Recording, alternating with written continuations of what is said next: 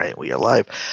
Hi, everyone, and thank you for joining us today. Today, I have Shannon on with me, and gonna kind of do a question and answer thing, and see just kind of after the first set of questions where it goes from there. Again, thank you for joining me today, Shannon. Happy to. Okay, well, the first question is pretty basic one. Can you tell me a little about yourself and who you are? Oh, okay. Well, I'm Shannon Q, and I am the co-host of the Heathen Hour on Godless Cranium's channel,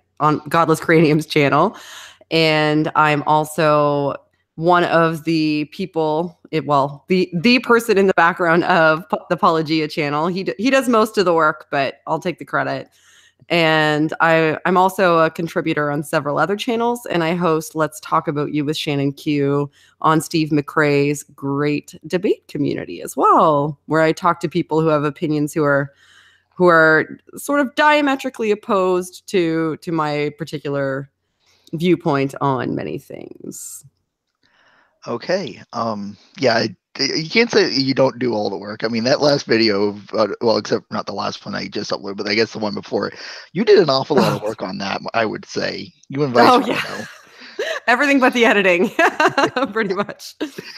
Okay. He was Um, sick though. He just had surgery, so he deserves a yeah, break every once in a while. yeah. Oh, wait, Paul needs a break? Oh, here I thought he Right? just He's worked so nonstop. lazy. I mean, what crazy talk is that? The next question I have is, were you religious before you became an atheist? And if so, what was it that, kind of set you on the path to becoming an atheist? Oh, that's a really good question. Yes, I was. I was an Anglican, and I was the youngest person who was confirmed into the faith in my church.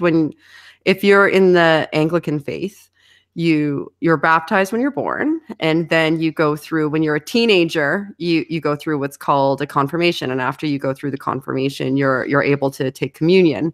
I actually did it when I was 8 because I was very, very, very involved in the church, in the church community, and I was raised in a relatively religious family. My grandmother, primarily, she was incredibly religious, and it was very important to her that we followed in the faith. So after that I became an altar girl, and I was the person who carried the cross to the front and lit all the candles and prepared the communion for people. And so yes, I was very, very religious up until I was in probably my mid 20s.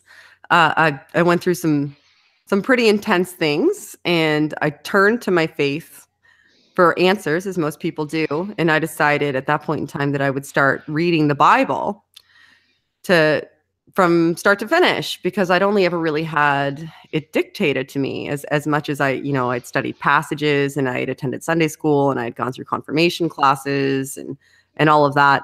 I'd never actually picked up the book and read it as a book from start to finish. I'd only ever kind of taken it on faith, for lack of a better term, when it was professed to me by people who were in authority in the church. And when I started reading it, uh, it brought up a lot of questions for me that my pastors, and I even reached out to pastors or priests or reverends who were in other denominations, weren't capable of answering to my satisfaction, and that led me away from the faith. Okay.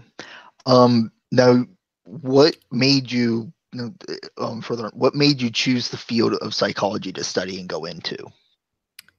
That's a very good question. It's a completely separate issue, Yeah. actually.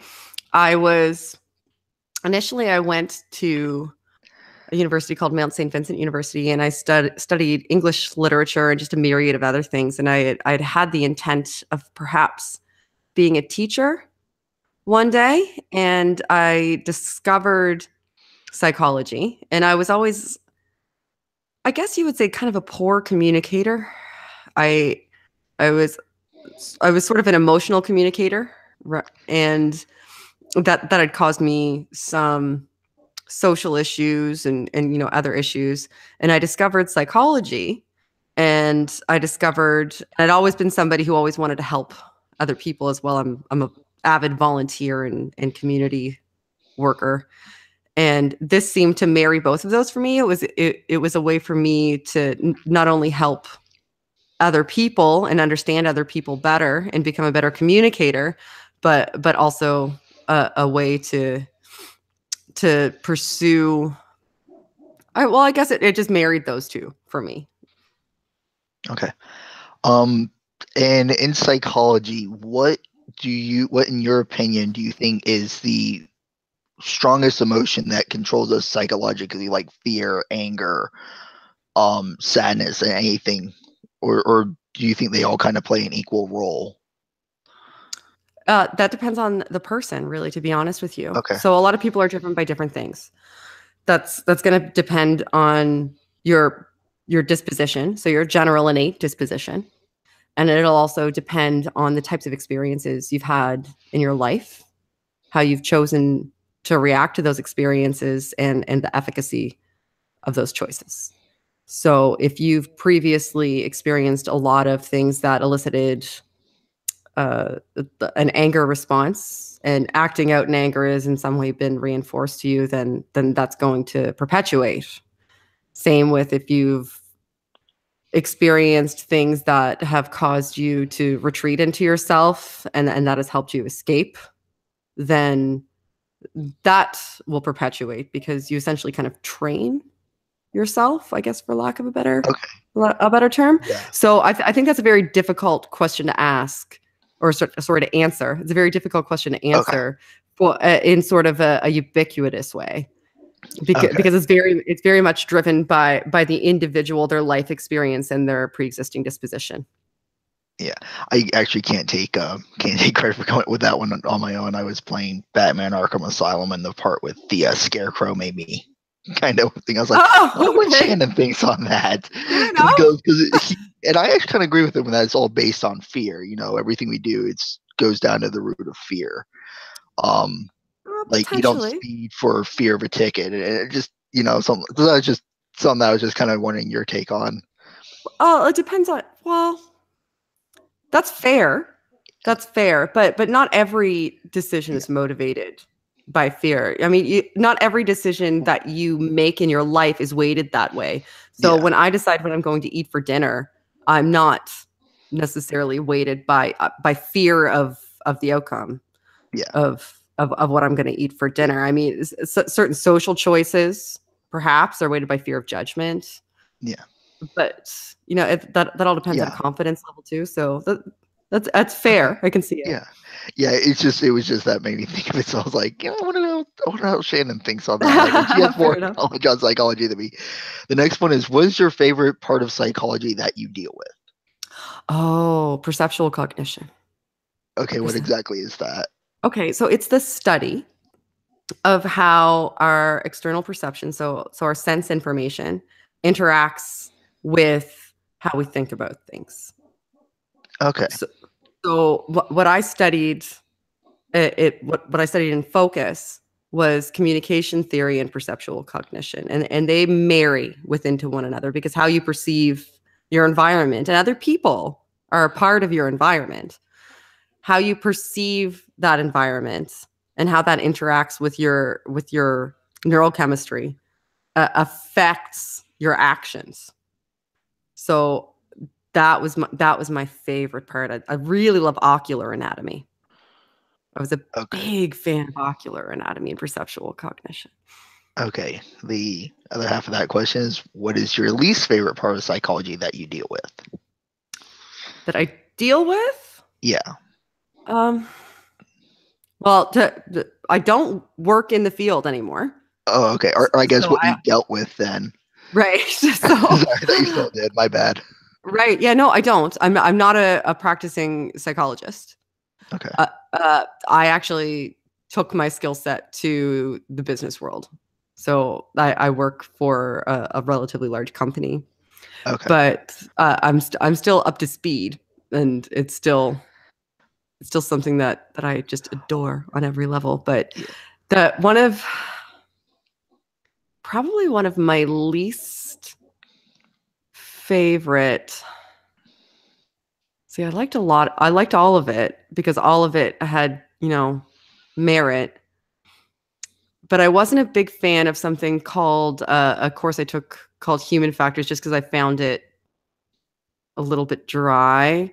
And Human Factors is interesting. It's essentially the study of how people interact with their environment. So it's a type of industrial organizational psychology, Okay. and that field of psychology studies how to essentially how to make products and things more usable or more user friendly so that they afford their purpose, which means like if you see a handle on a door, you that affords pulling. Like based on your prior experience, you would think that that means pull. So if there's a handle on a door and that door is supposed to be pushed, it's not affording its innate Yeah. quality based on your previous experience. So it's a study of those sorts of things, and it's not that it's not a valuable field. It's just one that I have no interest in it. It's kind of Okay. really All dry. right. Yeah. No. Hey, it was what's the one your least favorite part? Okay. Um, in your opinion, how does like religion affect the brain psychologically? In my opinion, how does it affect the brain? Yeah, like what parts would it affect the most psychologically? Hmm. Sorry, I'm taking pause. I want to make sure that I think the answer to this question You're through. fine. You're fine. I was not expecting an immediate response on some of these. I designed these questions to be tough. No, they're good questions. I'm enjoying. How does it affect? I think it would affect multiple components. Okay. I think that one of the qualities of cognition that it would most affect would be um, those pertaining to social cohesion. So feeling as though you're a member of an in group, it would definitely have sway on that. Okay. And because you feel as though you're a member of an in group, anytime you feel like you're a member of any specific group, you can become insular. Okay. And that's true of any group, not just religion, but you Yeah. can become insular, and that can make you subject to certain forms of biases, like confirmation bias, for example. Yeah. Um, I think one of the detrimental effects would be heuristic formation. And this is all going to depend, I suppose, on how invested you are into the religion. So, for example, if you were a young earth creationist who is a very ardent Christian, your before I say heuristics, should I clarify what heuristics are? Are Yeah, you I was actually going to. okay? I was hoping maybe if you explained it, it might clarify, but I didn't want to interrupt you. But yeah, Yeah, sure. Okay, you're actually so kind of getting into the next set of questions, but keep going. okay, so heuristics and schemas kind of go hand in hand. So a heuristic is essentially a scaffolding that you build in your mind that helps you identify certain things. So it's almost like a template. So that template can be built upon, but the main template is sort of always the same.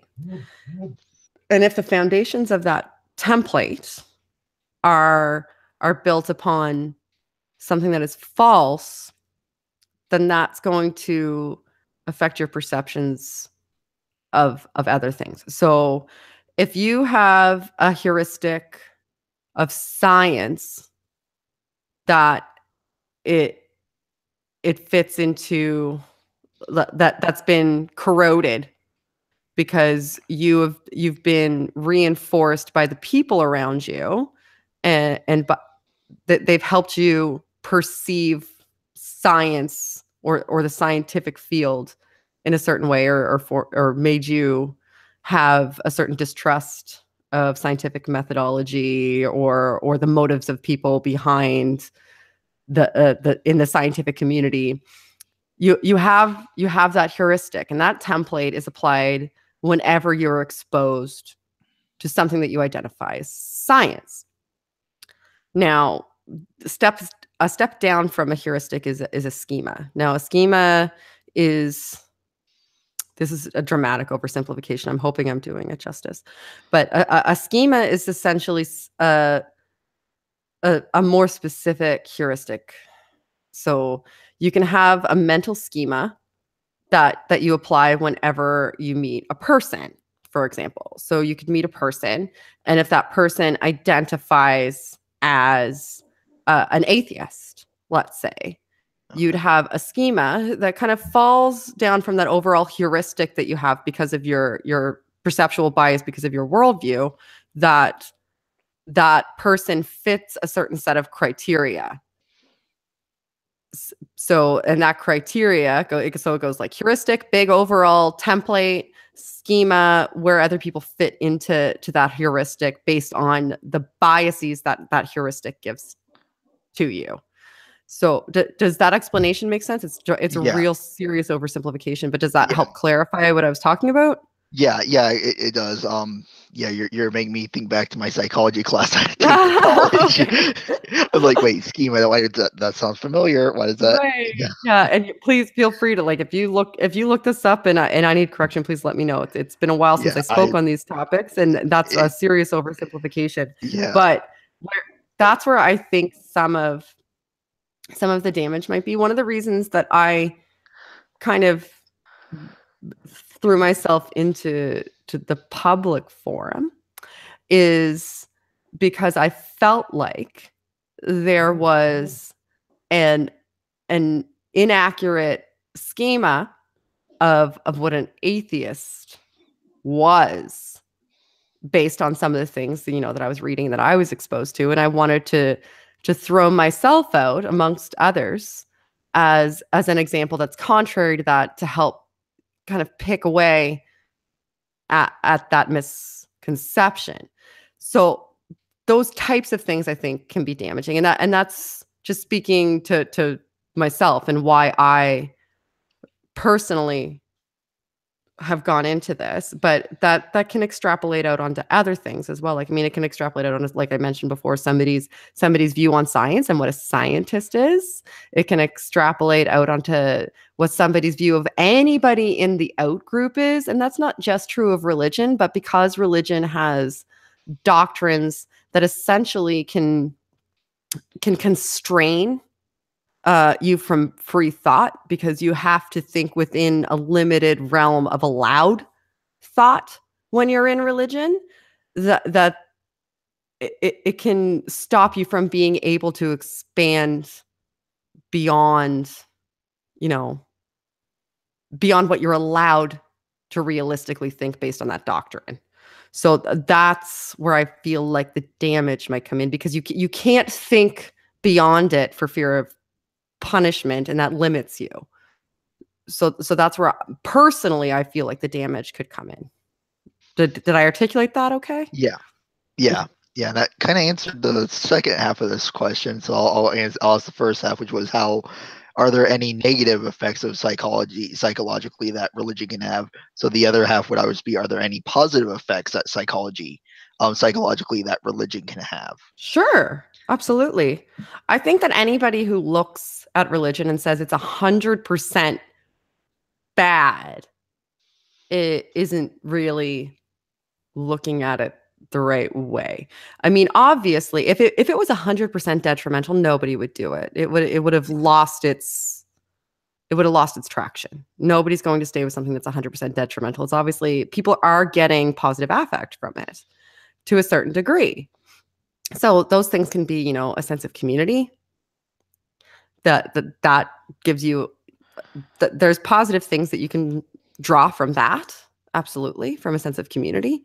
There's positive things that you can draw from, I mean, just even speaking of psychological affect, you can have a serious dopamine and serotonin spike just from attending a religious service and really and truly believing you're having a religious experience. I mean, those can cause, positive emotions and positive physiological experiences from your perspective. It doesn't mean that they're true, and it doesn't negate the potential harm, but those are things that are absolute facts. I mean, that they do happen. And there are theories. Like, I just finished Jonathan Haidt's book, and there was a theory that or he has a theory that religion had an adaptive advantage evolutionarily in forming, cohesive and structured groups. Yeah. So, I mean, from an evolutionary perspective, up until this point, I can see how it had prevalence to help structure groups. I don't believe that it's necessary anymore, and I also don't believe that it's true. So, and I think it's constraining. So those are the things that kind of motivate me, and I don't believe it personally, which is why I'm an atheist. Yeah. But that you can't say with 100, anybody says with 100% certainty there's absolutely no positives anybody could ever glean from religion is being disingenuous, I think. Yeah, and I agree with you there because I remember back when I was labeling myself more agnostic than anything for the longest time because I was still holding on to that, some form of afterlife that religion gave me that comfort. And so Right. I do see the benefits to religion. I mean, I am an anti-theist. I think it does more harm than good, but there is good out there. Duke did ask a question in the chat that I was going to bring up. Oh, the Duke of all bonanzas. Yeah. Yeah. He said, is there any evidence that some people might be more naturally open to religious thinking?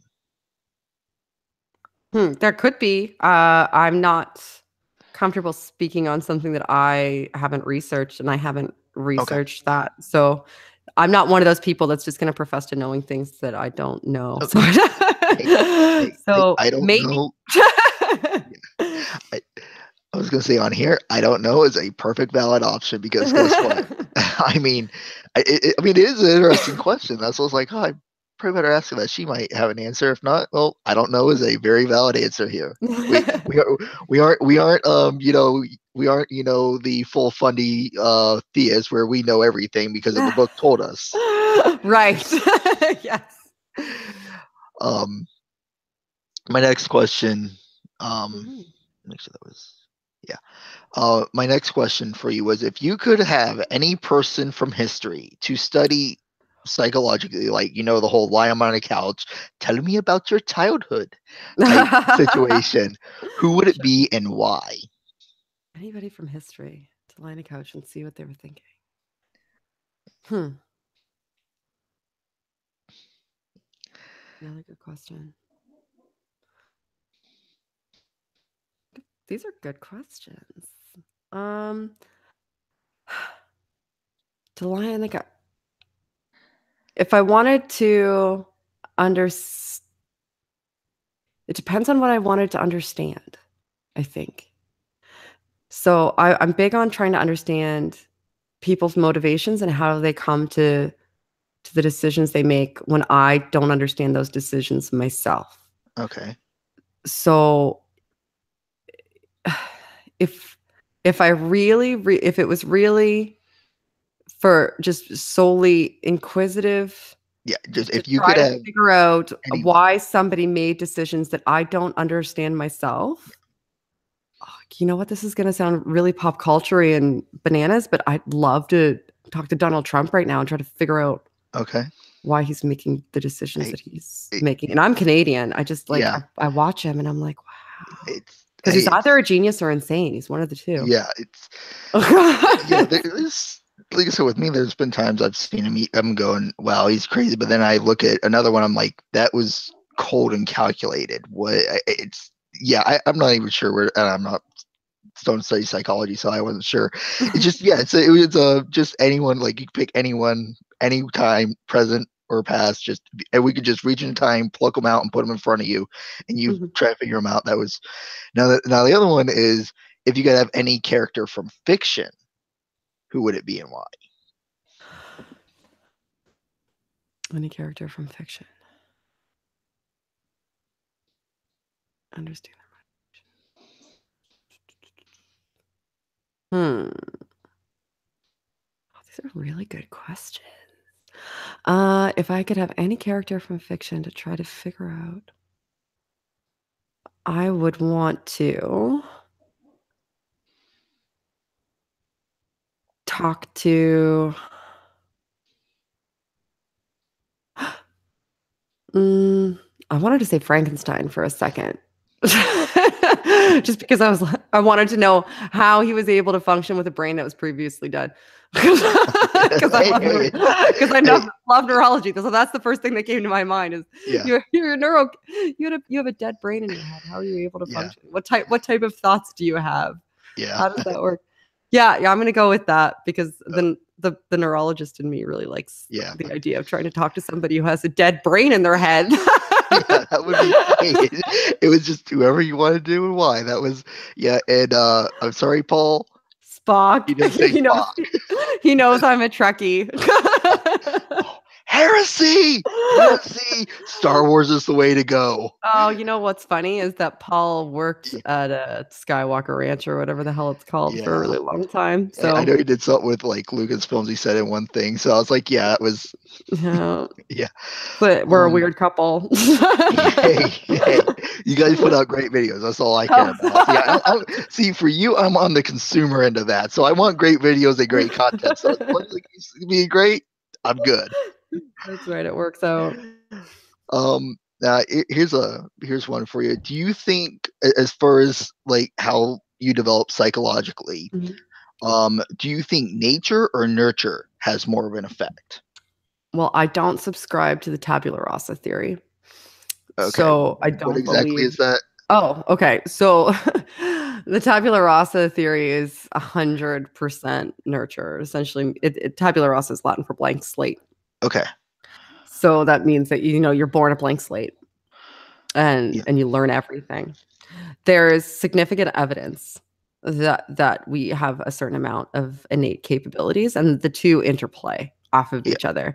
I think there's an upper limit of what you are capable of doing neurologically because you're essentially constrained by your biological neurological composition. So if you have deficits in certain types of neurotransmitters or you have a deficiency that causes you to not be able to form neurological synaptic pathways as quickly as another person might be able to, then you're constrained by that deficit. You have to be, just biologically you have to be. So I think nature has a great deal to do with it. However, that being said, you could have all of the potential in the world, but if you're not exposed to the materials and the environment that you specifically, because there's different types of learning, everybody learns things differently. If you're not provided the adequate, correct type of environment and materials to learn, you'll never reach that potential. So they have to interplay together. You can't let you can have all the potential in the world and never have exposure to anything, and you won't reach your capabilities. You can have all of the exposure to everything that you require and be limited by your innate neurological abilities. So I think there's a spectrum and that the two of them interplay, and that's also very individualistic. And the reason that's individualistic is not just because of nurture, but also because of nature. So I think that's a constant struggle in the field. Not I think it is a constant struggle in the yeah, field because I don't think there ever will be a good answer to that, because there's always going to be an exception to the rule that causes somebody to deviate from whatever their pet theory is in the current moment in yeah, time. yeah. That one actually is because of a friend of mine who's working on a master's in psychology, and we've had many Oh, many a discussion over oh that wow. particular question. So I'm like, Fascinating. yeah, What's your I'll add opinion? to that. Um, which culture, like as far as like what they have for cultural norms, do you Mhm. think is the most interesting to study? I guess more like if you could like break it down psychologically, which culture would you want to study the most, like from a psychological perspective? Well, I don't have a huge background in anthropology. Okay. Um, if I could study any culture in depth, I think because I find it fascinating, I would probably study um, Middle Eastern cultures. Okay. Middle Eastern cultures. I think would be the Okay. most interesting and valuable to study. Okay. And I probably should put this question up earlier. I just thought of it before we started. Sure. And it actually went over some of the other ones, but what psychological disorder interests you the most? Autism. Autism? Okay. Absolutely. At one point in time before I had my one of the reasons I went into the business field and started using my degree there is because I was actually pregnant with my now 7-year-old while I was doing my thesis dissertation. Okay. So I had the choice between kind of continuing on towards, doing my PhD and going out and getting a job so that I could, make a Yeah. life and support my kid. Yeah. And so I made that choice. But before I was doing that, I wanted to work with autistic children. That Okay. was where my heart lied. So that's what I find the most Okay. fascinating. All right. That's actually rather interesting because I have autism. I actually have Asperger's. So Oh, okay. Yeah, Asperger's has now been absorbed into the spectrum. yep. Yep. Yep. It's pretty much that's all the questions I have. I really Oh, don't know if I didn't have very many that I could they're really good think of though. They were good quality psychologically. questions. Yeah. I'm impressed. They were good Yeah. questions. Made me think quite a bit. So, is there anything else that you'd like to discuss? You don't have to have any specific questions No, for me. not chat. Do you have any questions? Oh, Wait a dude, little you're bit, see so if they got any questions that come up. no Um, question. I actually just thought of one. Now I just forgot it. It's in and out, Yeah, I was like, that's good, and now I forgot and it's gone. it. Yeah, yeah. I'm guessing no from the chat. So, because I'm not seeing anybody post anything up in the chat. So, um, thank you for coming on, Shannon. Thank you everybody for joining us, and um, yeah. That was a real Uh, quick oh, interview. That was pretty someone good. actually he just asked, "Have you ever dealt with a narcissist?" Just Paul. Duke did. Just Just Paul. Paul. Okay. Oh, I But would love to yes. be a fly on the wall for some of your guys' conversations. I think that would be fun. That's funny. The better question is yes. The actual answer is yes. Yes, I have dealt with it. I Okay. think most people have in their life, but yeah, I've And, definitely dealt with a narcissist. and I'll answer one from Pure Carbon of why am I here? Well, you're here to watch my video. Now, if you're going more in the philosophical sense, well, that's a question you have to answer yourself. Um, but yeah, I guess thank you for joining me today. Thank you, chat, for being there today. And it was, it was really fun talking with you, Shannon. I hope you did enjoy your time here, and I hope my questions were a little challenging because they were meant to be. They were great. They were good questions. Good job. All right. Have a good night, everyone. Thanks for joining us. Bye.